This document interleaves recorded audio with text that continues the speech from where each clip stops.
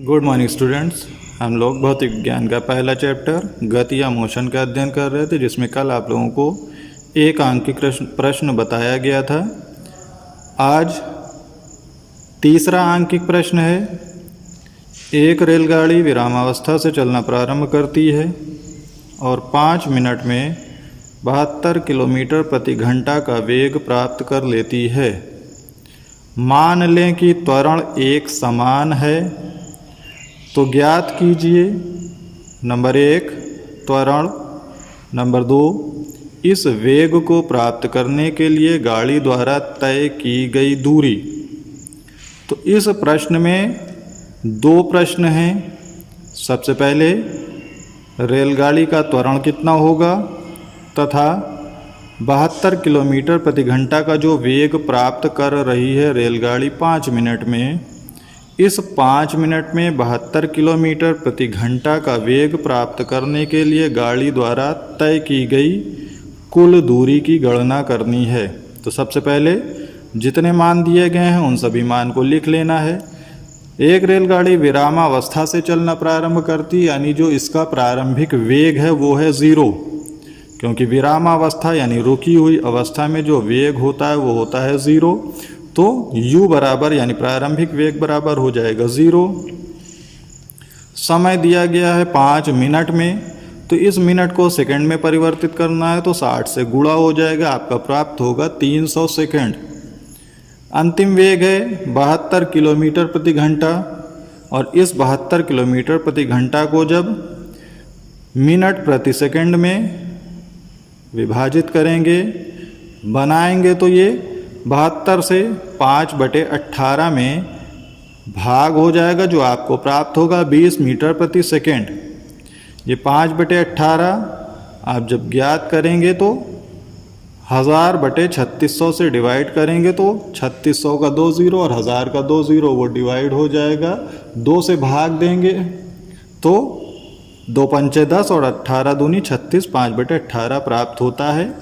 इस प्रकार से 1000/3600 ये 1 किलोमीटर प्रति घंटा को जब डिवाइड करेंगे सेकंड मीटर प्रति सेकंड में, तो ये 1 0 2 0 नीचे, 2 0 ऊपर का कट जाएगा। 2 से डिवाइड करेंगे तो 2 पंचे 10 और 2 18 दूनी 36, तो ये 5/18 प्राप्त हुआ, वो मीटर प्रति सेकंड में मान आया। तो इसी प्रकार यहाँ से 20 मीटर प्रति सेकंड उसका अंतिम वेग होगा। आपको ज्ञात करना है नंबर 1 त्वरण और नंबर 2 कुल चली गई दूरी।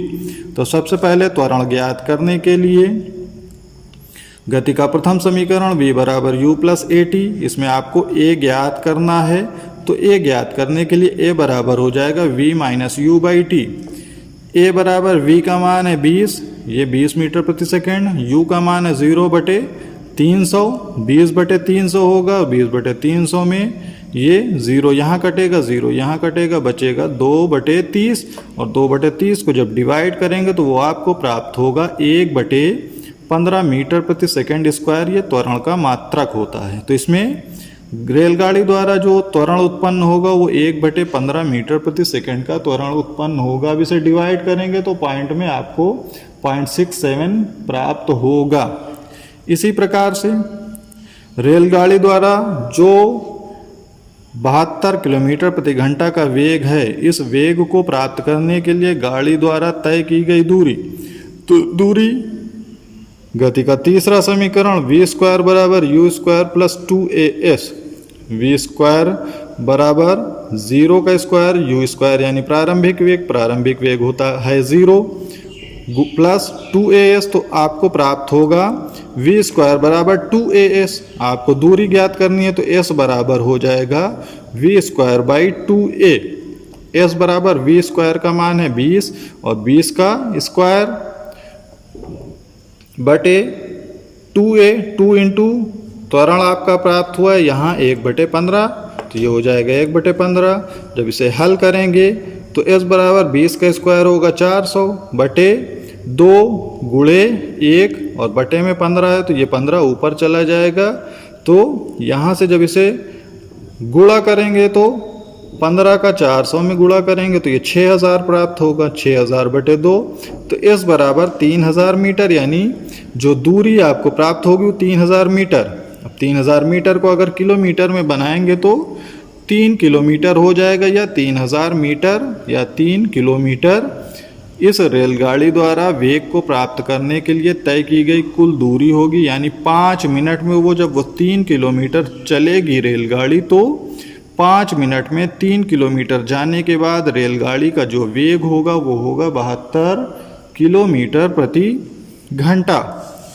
इसी प्रकार अगला प्रश्न है, किसी कार पर ब्रेक लगाने पर वह गति के विपरीत दिशा में 6 मीटर पर सेकंड स्क्वायर का त्वरण उत्पन्न करती है। यदि कार ब्रेक लगाए जाने के बाद रुकने में 2 सेकंड का समय लेती है तो उतने समय में तय की गई दूरी की गणना कीजिए।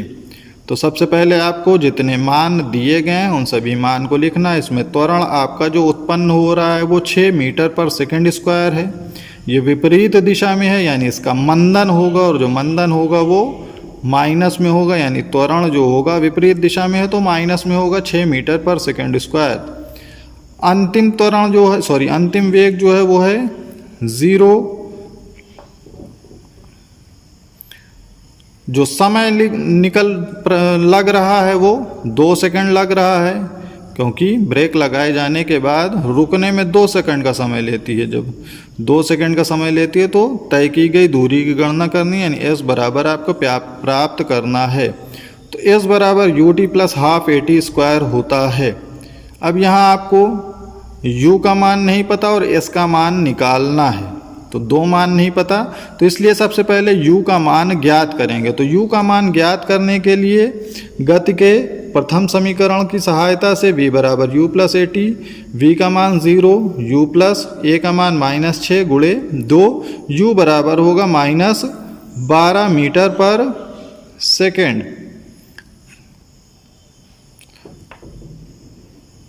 तो यहाँ से माइनस नहीं बल्कि प्लस होगा,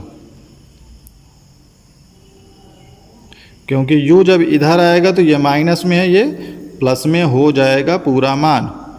तो यहाँ से आपको u का मान प्राप्त हो गया। अब इस u के मान को गति के दूसरे समीकरण s बराबर ut plus half at square में रख देंगे।